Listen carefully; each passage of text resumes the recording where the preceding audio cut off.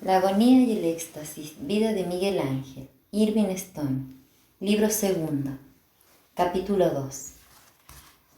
El jardín de escultura de Medici no se parecía a la boteca de Ghirlandaio. No tenía que ganarse la vida. Domenico Ghirlandaio estaba siempre azorado, no solo por ganar el dinero que necesitaba para alimentar a su numerosa familia, sino porque firmaba muchos contratos con fecha fija de entrega. Nada podía ser más ajeno a la opresión que la atmósfera en la que penetró Miguel Ángel aquel cálido día de abril en que comenzó su aprendizaje a las órdenes de Bertoldo, bajo el mecenazgo de Lorenzo de Medici. La primera persona que lo saludó allí fue Pietro Torrigiani, un apuesto joven, de recia complexión, rubio, de hermosos ojos verdes. No bien estuvo al lado del recién llegado, dijo: «¿Así que tú eres el fantasma del jardín? Has estado rondando estos alrededores mucho tiempo. No creí que nadie advirtiera mi presencia. Como para no advertirla si nos devorabas con los ojos». Bertoldo amaba solamente dos cosas además de la escultura: la risa y el arte culinario. Su humor tenía en sí más especias que su pollo a la cacciatora. Había escrito un libro de cocina y su único motivo de queja al trasladarse al palacio de los Medici era que no tenía oportunidad de cocinar sus recetas. Aquel hombre frágil, de cabellera blanca como la nieve, de mejillas enrojecidas y ojos de un hermoso azul pálido, era el heredero de todos los conocimientos comunicables de la edad de oro de la escultura toscana. Tomó el brazo a sus dos nuevos aprendices y les explicó de inmediato: «Es cierto que no toda habilidad es comunicable. Donatello me proclamó su heredero, pero jamás pudo convertirme en su igual. Me inculcó toda su experiencia y artesanía de la misma manera que uno vierte el bronce derretido en un molde. Pero, por mucho que lo intentó, no pudo poner su dedo en mi puño ni su pasión en mi corazón. Todos somos tal como Dios nos ha creado. Yo les enseñaré todo lo que Ghiberti enseñó a Donatello y Donatello me enseñó a mí. Que ustedes lo absorban depende de su capacidad. El maestro es como el cocinero. Denle un pollo flaco o un trozo de ternera dura y ni siquiera su más deliciosa salsa podrá volverlos tiernos». Miguel Ángel rió de buena gana. Bertoldo, satisfecho de su propio humor, los llevó hacia el casino mientras decía: «Y ahora a trabajar. Si tienen talento, pronto se revelará». El anciano maestro asignó a Miguel Ángel una mesa de dibujo en el pórtico, entre Torrigiani, un jovencito de 17 años, y Andrea Sansovino, de 29. Este último había sido aprendiz de Antonio Pollaiuolo, y algunos de sus trabajos podían verse ya en Santo Espíritu. Bertoldo dijo: «El dibujo es un medio diferente para el escultor. Un hombre y un bloque de piedra tienen 3 dimensiones, lo cual les da inmediatamente algo más en común que un hombre y una pared o panel de madera que deben ser pintados». Miguel Ángel comprobó que los aprendices del jardín de escultura eran semejantes a los del taller de Ghirlandaio. Sansovino venía a ser la réplica de Mainardi, artista profesional ya. Llevaba años ganándose la vida con la escultura. Tenía el mismo carácter de Mainardi y brindaba generosamente su tiempo y paciencia a los principiantes. En el extremo opuesto de la escala estaba Soggi, un muchacho de 14 años parecido a Cieco, que a juicio de Miguel Ángel carecía por completo de talento. Y estaba también el inevitable Jacopo, que aquí se llamaba Baccio de Montelupo, un joven de 20 años tan despreocupado como Jacopo. Era un toscano amoral que se nutría de los escándalos de cada día para relatarlos a la mañana siguiente a sus camaradas. En la primera mañana de trabajo de Miguel Ángel en el jardín, Bacio llegó tarde e irrumpió con la noticia más sensacional del día. Era el chiste recién cocinado que circulaba ya por las calles de Florencia. Una dama florentina, lujosamente vestida de sedas y cubierta de joyas, preguntó a un campesino que salía de la iglesia Santo Espíritu: ¿Ha terminado ya la misa de los Villani? Y el campesino le respondió: Sí, señora, y está a punto de comenzar la de las Putane, así que apúrese a entrar. Bertoldo aplaudió encantado. La réplica de Granassi era Rustici, un muchacho de 15 años, hijo de un acaudalado noble toscano, que iba allí por placer y por el honor de crear arte. Lorenzo de Medici había querido que Rustici viviera en su palacio, pero el muchacho prefería vivir solo en unas habitaciones que había alquilado en la vía del Martelli. Miguel Ángel llevaba solamente una semana en el jardín, cuando Rustici lo invitó a comer. Igual que a Bertoldo, dijo, me encanta la cocina casera. Haré un ganso al horno. Miguel Ángel encontró la casa de Rustici llena de animales: 3 perros, un águila encadenada a una percha, una cotorra enseñada por los contadini de una de las posesiones de su padre y que chillaba a cada rato: ¡Va al infierno! Además, había un puercoespín que se movía incesantemente y a veces pinchaba a Miguel Ángel en las piernas.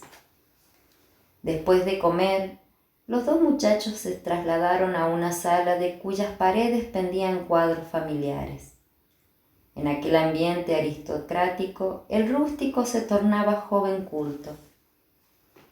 Tienes una mano admirable para el dibujo, Miguel Ángel, dijo Rustici. Probablemente eso te servirá de base para convertirte en escultor. Pero permíteme que te haga una advertencia. No vayas a vivir en el suntuoso lujo del palacio. No hay peligro de que eso ocurra, exclamó Miguel Ángel. Escucha, amigo mío, es muy fácil acostumbrarse al lujo, a lo agradable y a lo cómodo. Una vez que te hayas convertido en adicto a esas cosas, te resultará muy fácil llegar a ser un parásito adulador y renunciar a las propias ideas para agradar al mecenas. El paso siguiente es cambiar el propio trabajo para gustar a quienes tienen en sus manos el poder, y eso equivale a la muerte para un escultor. El aprendiz con quien Miguel Ángel intimó más fue Torrigiani, que le parecía más un soldado que un escultor. Pertenecía a una antigua familia de comerciantes viñateros, ennoblecido mucho tiempo atrás, y era el más audaz de los aprendices ante Bertoldo. Solía mostrarse pendenciero en ocasiones. Brindó a Miguel Ángel una rápida y cálida amistad. Por su parte, Miguel Ángel nunca había conocido un muchacho tan apuesto y hermoso como aquel, y aquella hermosura física, que alcanzaba casi la perfección, le producía una sensación de inferioridad al compararla con su fealdad y escasa estatura. Llevaba una semana en el jardín de escultura, cuando Lorenzo de Medici entró en él con una jovencita. Miguel Ángel vio entonces de cerca, por primera vez, al hombre que, sin cargo ni título, gobernaba Florencia y la había convertido en una poderosa república, rica no solamente en el comercio, sino en pintura, literatura y escultura. Lorenzo de Medici, que contaba entonces 40 años, tenía un rostro que parecía haber sido fruto de la oscura piedra extraña de una montaña. Era un rostro irregular, muy lejos de ser hermoso. La piel era terrosa, pronunciado el mentón, respingada la nariz, oscuros los grandes ojos, semihundidas las mejillas y espesa la negra cabellera. Tenía una estatura mediana y un físico robusto, que mantenía en buen estado por medio de la equitación y la caza. Era un estudioso de los clásicos, ávido lector de manuscritos griegos y latinos, un poeta que la Academia Platón comparaba con Petrarca y Dante, y había hecho construir la primera biblioteca pública de Europa, para la cual había reunido 10.000 manuscritos y libros, la mayor colección desde la época de la famosa de Alejandría. Se lo reconocía como el más decidido e importante mecenas de la literatura y las artes plásticas, y poseía una colección de esculturas, pinturas, dibujos y gemas talladas que había puesto a disposición de todos los artistas para su estudio y fuente de inspiración. Para los estudiosos reunidos en Florencia, que así se había convertido en el corazón de la sabiduría en Europa, Lorenzo de Medici había dispuesto villas en la ladera de Fusile, donde Pico della Mirandola, Angelo Poliziano, Marsilio Ficino y Cristoforo Landino traducían manuscritos griegos y hebraicos recién descubiertos. Escribían poesía, libros filosóficos y religiosos y ayudaban a crear lo que Lorenzo llamaba la revolución del humanismo. Miguel Ángel, al oír lo que Lorenzo decía a Bertoldo, advirtió que aquella voz tenía una cualidad algo agria y desagradable. No obstante, esa parecía ser la única cualidad desagradable de Il Magnífico, de la misma manera que la debilidad que se observaba en sus ojos era su única debilidad, y la falta del sentido del olfato, la única carencia con la que había nacido. Lorenzo, que entonces era el hombre más rico del mundo, solicitado y adulado por los soberanos y gobernantes de las ciudades, estados de toda Italia, así como por dinastías tan poderosas como Turquía y China, tenía un carácter abierto y encantador, y una carencia total de arrogancia. Gobernador de la República, en el mismo sentido que los Gonfalonieri di Giustizia y la Signoria gobernaban los referente a las leyes y ordenanzas de la ciudad. No tenía ejército, guardia ni escolta, y recorría las calles de Florencia solo, hablando con todos los ciudadanos como con iguales. Llevaba una sencilla vida familiar y era frecuente verlo tirado por el suelo con sus hijos, cuyos juegos compartía. Su palacio estaba abierto a todos los artistas, literatos y sabios del mundo. En eso radicaba su genio. Ejercía una autoridad absoluta en materia de política, a pesar de lo cual gobernaba Florencia con tanta sensatez, inherente cortesía y dignidad, que las personas que de otro modo podrían haber sido enemigas suyas trabajaban con él en plena armonía. Ni siquiera su capacitado padre Piero, ni su genial abuelo Cosimo, llamado el Pater Patriae por haber convertido a Florencia en una república después de varios centenares de años de sangrienta guerra entre güelfos y gibelinos, habían obtenido resultados tan felices. Florencia podía saquear el palacio de Lorenzo el Magnífico en pocas horas y expulsar a su dueño. Él sabía lo mismo que el pueblo, y eso era precisamente lo que hacía funcionar tan admirablemente su gobierno, que no tenía título oficial, porque así como carecía de arrogancia, le ocurría lo mismo con la cobardía. Había salvado la vida de su padre en un audaz golpe militar, cuando tenía solo 17 años, al invadir el campo de frente en Nápoles, sin más ayuda que la que llevaba por las calles de Florencia, al fin de salvar la ciudad de una invasión. Este era el hombre que ahora estaba a un par de metros de distancia de Miguel Ángel, hablando afectuosamente con Bertoldo sobre unas escrituras antiguas que acababan de llegar de Asia Menor, porque la escultura era tan importante para Lorenzo como sus flotas de naves, que recorrían todos los mares del mundo conocido, sus cadenas de bancos por toda Europa, sus millones de florines de oro en productos y el inmenso volumen de sus operaciones comerciales.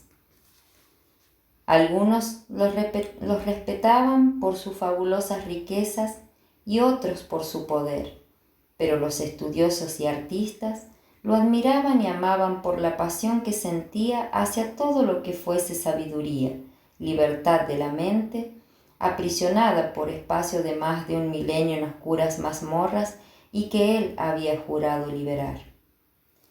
Se detuvo a charlar con los aprendices. Miguel Ángel se volvió para contemplar a la jovencita que caminaba al lado del magnífico. Era una adolescente delicada, que vestía una túnica cuya amplia falda caía en sus suaves y sueltos pliegues, y un corpiño ajustado, bajo el cual llevaba una blusa amarilla de cerrado cuello. Su rostro era tan pálido que ni siquiera el gorrito rosado que cubría su cabeza podía colorear sus delgadas mejillas. Al pasar Lorenzo frente a su mesa y saludarlo con un casi imperceptible movimiento de cabeza, los ojos de Miguel Ángel se encontraron con los de la niña. Dejó de trabajar y ella se detuvo, al parecer un poco asustada ante la feroz intensidad con que él la miraba.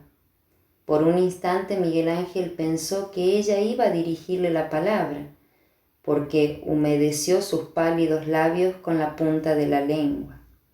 Luego desvió la mirada y se reunió con su padre, que rodeó su cintura con un brazo.